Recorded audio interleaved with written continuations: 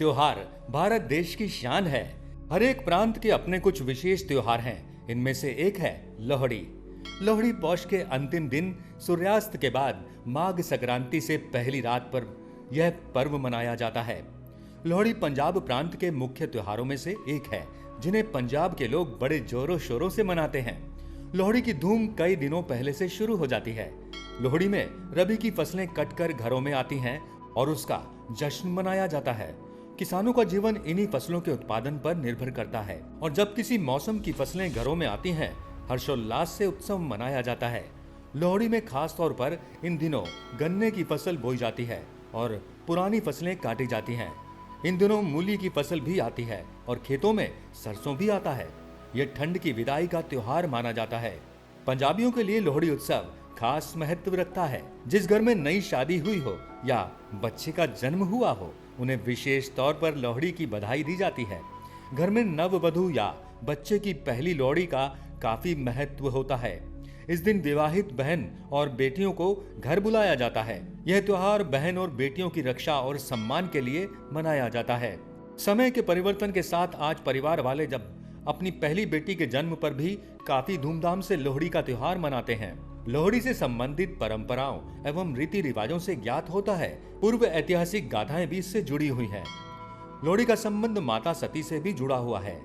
राजा दक्ष ने जब भगवान शिव का अपमान किया तो माता सती ने अपने आप को हवन कुंड के हवाले कर दिया था। इसके बाद भगवान शिव ने घमंड से भरा हुआ राजा दक्ष का सिर काट दिया था। दक्ष को जब अपनी गलती का एहसास हुआ, तब ब्रह्मा जी की प्रार्थना पर भगवान शिव ने उनके सिर के बदले बकरे का सिर लगा दिया था। इसके बाद माता सती ने जब पार्वती के रूप में जन्म लिया, तब दक्ष प्रजापति ने लोहड़ी के अवसर पर पार्वती जी को उपहार भेजकर क्षमा मांगी थी और भूल सुधारने का प्रयास किया था। तभी से नवविवाहित कन्याओं को मायके से वस्त्र और उपहार भेजे जाने लगे। लोहड़ी के सभी गानों को दुल्ला बाटी से ही जुड़ा तथा यह भी कह सकते हैं कि लोहड़ी के गानों का केंद्र बिंदु दुल्ला बाटी को ही बनाया जाता है। दुल्ला बाटी मुगल शासक अकबर के समय में पंजाब में रहता था। उसे पंजाब के नायक की उपाधि से सम्मानित किया गया था।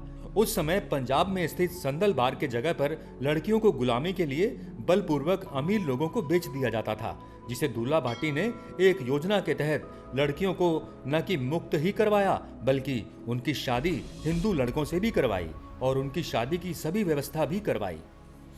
दुल्ला भाटी एक विद्रोही था और जिसकी वंशावली राजपूत थी। उनके पूर्वज भाटी शासक थे, जो कि संदलबार में था। अब संदलबार पाकिस्तान में स्थित है। वो सभी पंजाबियों का नायक था। आइए जानते हैं लोहड़ी कैसे मनाई जाती है। लकड़ी इत्यादि संचित सामग्री से चौराहे या मोहल्ले के किसी भी खुले स्थान पर आग जलाई जाती है। मोहल्ले या गांव भर के लोग अग्नि के चारों ओर आसन जमा लेते हैं। घर और व्यवसाय के कामकाज से निपटकर प्रत्येक परिवार अग्नि की परिक्रमा करता है। रेवड़ी, मक्की के भुने हुए दाने अग्नि को भेंट किए जाते हैं तथा यही चीजें प्रसाद के रूप में सभी उपस्थित लोगों को बांट दी जाती हैं। घर लौटते समय लोहड़ी में से 2-4 दहकते कोयले प्रसाद के रूप में घर पर लाने की प्रथा भी है। जिन परिवारों में लड़के का विवाह होता है अथवा उन्हें पुत्र प्राप्ति होती है, उनसे पैसे लेकर मोहल्ले या गांव भर में बच्चे ही बराबर बराबर रेवड़ी बांटते हैं। लोहड़ी के दिन या उससे 2-4 दिन पूर्व बालक बालिकाएं बाजारों में दुकानदारों तथा पथिकों से महामाई यानी लोहड़ी के पैसे मांगते हैं। इनसे लकड़ी एवं रेवड़ी खरीदकर सामूहिक लोहड़ी में प्रयुक्त करते हैं। यह लोहड़ी का त्योहार पंजाब, हरियाणा, दिल्ली, जम्मू कश्मीर और हिमाचल में बड़े ही धूमधाम से व हर्षोल्लास से मनाया जाता है।